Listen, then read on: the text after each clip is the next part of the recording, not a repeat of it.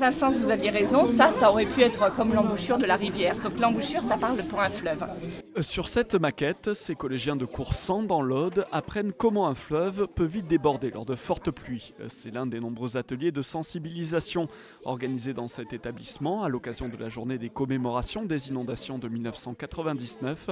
Elles ont coûté la vie à 26 personnes dans le département. Objectif de ces ateliers, développer chez les jeunes la culture du risque. On essaie de travailler autour de la thématique des rivières méditerranéennes, comment fonctionne un fleuve, une rivière, pourquoi dans notre département on a ces crues énormes qui interviennent, comment fonctionne une inondation, quels sont les facteurs déclenchants, aggravants. Ça permet de mieux sensibiliser la jeunesse en lui montrant les bonnes actions à faire et en l'informant le plus tôt possible.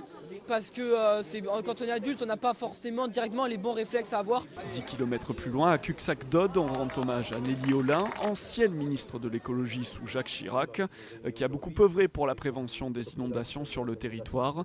Elle a notamment soutenu le projet des 10 km de digues finalisé il y a 5 ans. Ça a des impacts positifs, même si malheureusement en octobre 2018, c'est tombé ailleurs qu'en 1999 et donc ça va amener des travaux supplémentaires. Mais au-delà des travaux, j'ai envie de dire, c'est aussi cette culture du risque qu'il nous faut travailler. Depuis 10 ans, plus de 100 millions d'euros ont été investis dans le Narbonnais pour ses protections anti-inondation.